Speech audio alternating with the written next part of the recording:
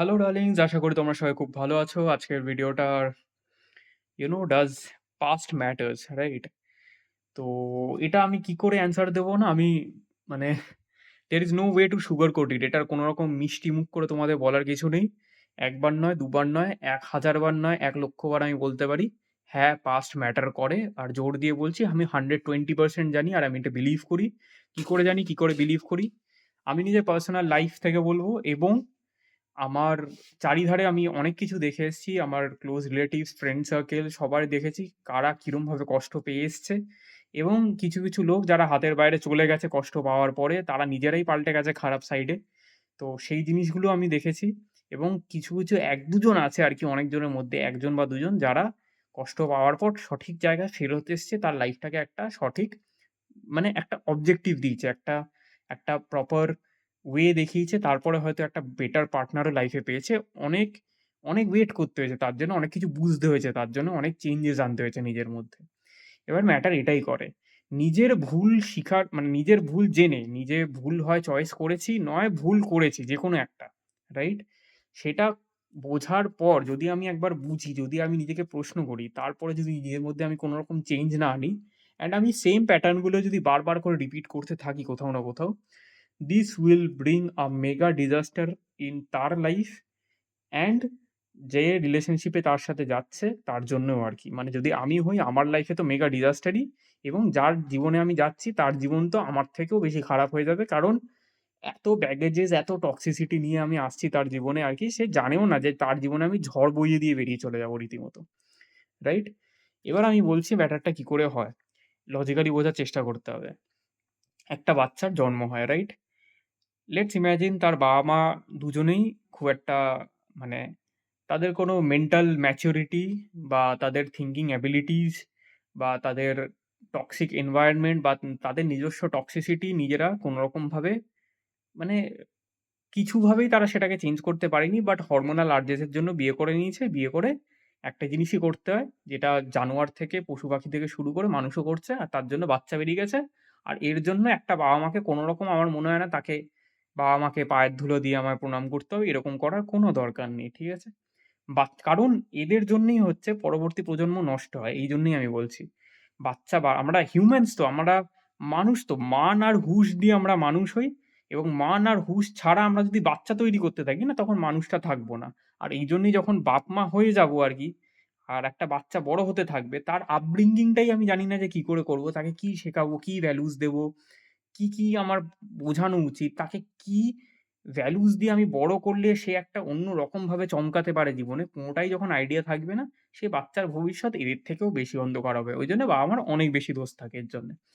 তো উইথআউট অন্যদিকে না গিয়ে আমি এটাই বলব, জন্ম তো তার হাতে থাকে না, তোমার আমার নেই। একটা জায়গায় জন্ম হয়ে গেছে। সারা জীবন একটা টক্সিক ফ্যামিলি কন্ডিশনস, তার এক্সট্রিম খারাপ কন্ডিশনসও আমরা দেখে থাকি একেকটা ফ্যামিলিতে। সমস্ত কিছু দেখে ফেস করার পর তার একটাই মনে হয় যে কতক্ষণ এখান থেকে বেরোবো।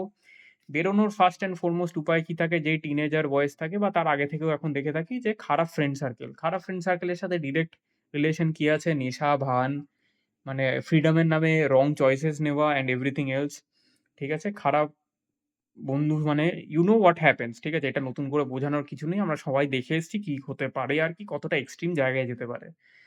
উইথ দ্যাট কামস খারাপ রিলেশনশিপস। খারাপ রিলেশনশিপস বলতে আমি অফকোর্স খারাপ যখন, আমি এটাই খুঁজবো যে আমি কাকে লুটে খাবো, আর না হলে আমার মনে হবে যে টক্সিক বা টক্সিসিটির মধ্যে দিয়ে আমি চলে এসেছি সেটাই কি করে কন্টিনিউ হবে। তো সেই রিলেশনশিপ আমরা সেরমভাবেই খুঁজে নিই। তো একটা ভুল রিলেশনশিপ, ২ টো ভুল রিলেশনশিপ যেখানে আমরা মেন্টাল এবং নিজের ফিজিক্যাল আইডেন্টিটি পর্যন্ত লস করে দিই আরকি। কোন রকম ফিজিক্যাল আইডেন্টিটি থাকে না। ফিজিক্যাল আমরা এত রকম ফিজিক্যাল আমরা ফ্লুইডস এক্সচেঞ্জ করে ফেলি, এত ফিজিক্যাল টাচেস থাকে। একটা পার্টনার হয়, ২ টো পার্টনার হয়, ইন রিলেশনশিপ না অফ রিলেশনশিপ। ইন রিলেশনশিপ এ থেকেও অন্য মুখ মারা এই সেই এটা তো নরমাল হয়ে যাচ্ছে। বিকজ একটাই ব্যাপার, সে জানেই না সে নিজের জীবনে কি চায়। তার খুশিটা কোথায়, তার আনন্দটা কোথায়, তার কোনো আইডিয়াই নেই। এবং যতদিন তার কোনো আইডিয়া না থাকবে সে সেটাই করবে অ্যান্ড প্রত্যেকটা জিনিস যেটা করবে সেটাকে সে জাস্টিফাই ও করতে থাকবে। যে হ্যাঁ, আমি এটা ঠিকই করছি। এটা আমার কোনো রকম ভুলের জায়গাই নেই। কারণ এই জিনিসটা আমার টেম্পোরারি হলেও ৫ মিনিটের জন্য হলেও আমার আনন্দ লাগে এবং তারপরে সেটার জন্য আমি গাল খাচ্ছি, জুতো খাচ্ছি, ল্যাঠা খাচ্ছি, যা খাচ্ছি কিন্তু তারপরে আমার যদি মনে হয় এটা হচ্ছে না, আমি নেক্সট রিলেশনশিপে যাবো। আরো ভাববো যে নেক্সট রিলেশনশিপটা ঠিক হবে বা আমার মতো করে হবে। আল্টিমেটলি সেটা কিছুই হয় না। কিন্তু এই জিনিসটা চেঞ্জ করতে, করতে মানে এই জিনিসটা কন্টিনিউ করতে, করতে এমন একটা জায়গায় গিয়ে দাঁড়ায়, তখন এটাই মনে হয় যে নাও আই অ্যাম দ্য মানে প্রিডেটর, আর আমি সবাইকে গিলে, গিলে খাবো। আমার সাথে যা, যা হয়ে এসছে, আল্টিমেটলি সেটাই হয়। আমি ১ম এই বলছিলাম আমি এরকম দেখেছি। ভালো মানুষের সাথে খারাপ হতে, হতে সেই যখন চেঞ্জ নিজে হয় না, নিজে যখন হব না তার মানে আমার খারাপ প্যাটার্নস গুলো আমার কন্টিনিউ হতে থাকবে। আমি খারাপ মানুষদের অ্যাট্রাক্ট করতে থাকবো নিজের জীবনে। এবং আল্টিমেটলি যখন এই জিনিসটা আমার সাথে কন্টিনিউ হতে থাকবে ২ বার, ৩ বার, ৪ বার, অ্যান্ড মানে খুব ইজি একটা মানুষ নিজেও খারাপ হয়ে যাবে। So like this the world is changing like this. কোথাও না কোথাও মনে হচ্ছে যে আজকের দিনে দাঁড়িয়ে ম্যারেজের মধ্যে এত ডিভোর্স, ম্যারেজের মধ্যে এত problems, extra marital affairs, this and that, যেগুলো অফকোর্স এখন লিগাল হয়ে গেছে, মাথায় বাঁশ পড়ে বসে আছে আমাদের সবার আর কি কোথাও না কোথাও। অ্যান্ড ফাইনালি এখন তো যেটা রেগুলার হিসেবে আমরা দেখতে পাচ্ছি যে ভাই জীবন পর্যন্ত চলে যাচ্ছে। ভাই মানে বিয়ে করছে ১ মাস নয়, ৬ মাস নয়, ভালো ছেলে, ভালো মেয়ে, কি হচ্ছে? প্রেমিক-প্রেমিকার সাথে কেউ কাউকে মানে ডিলিট করে দিচ্ছে।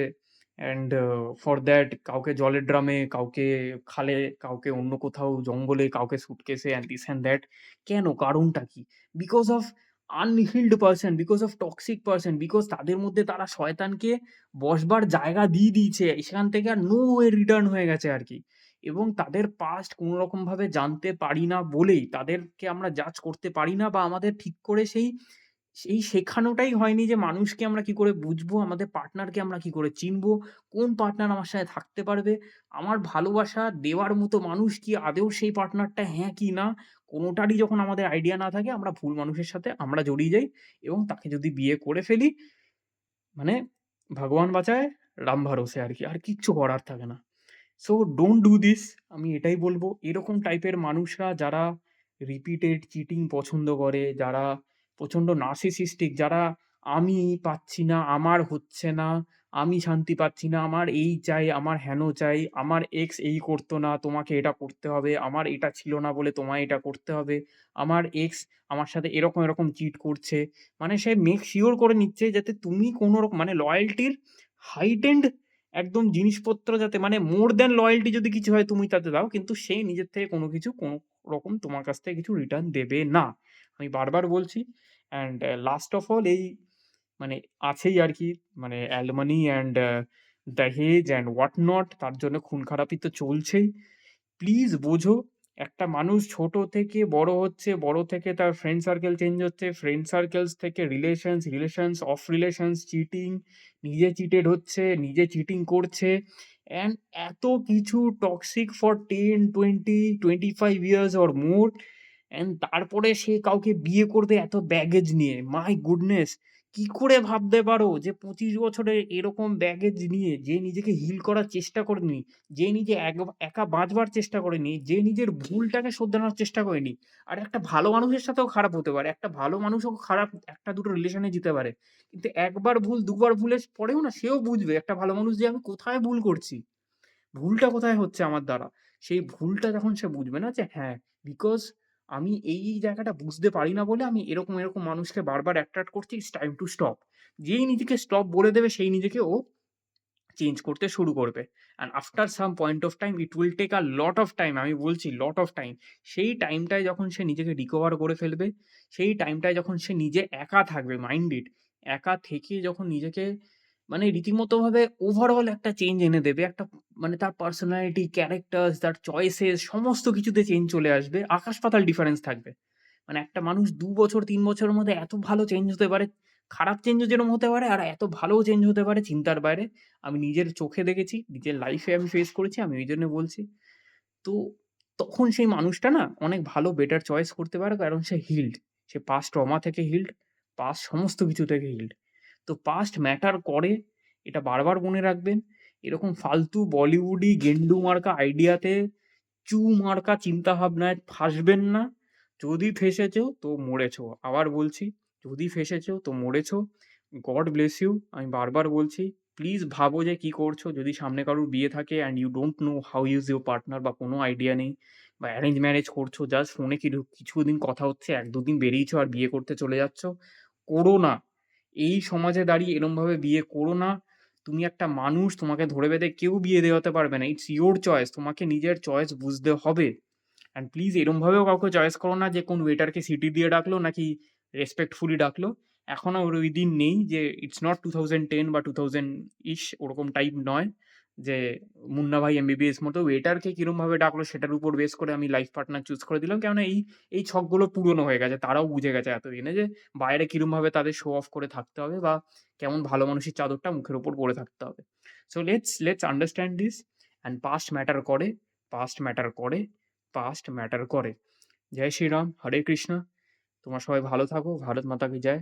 ভালোরা যেন ভালো থাকে আমি এইটুকুই চাই আর এইটুকুই আমার প্রয়াস। প্লিজ সাবস্ক্রাইব করো চ্যানেলটাকে আর শেয়ার করে দাও ভিডিওটা। Thank you so much.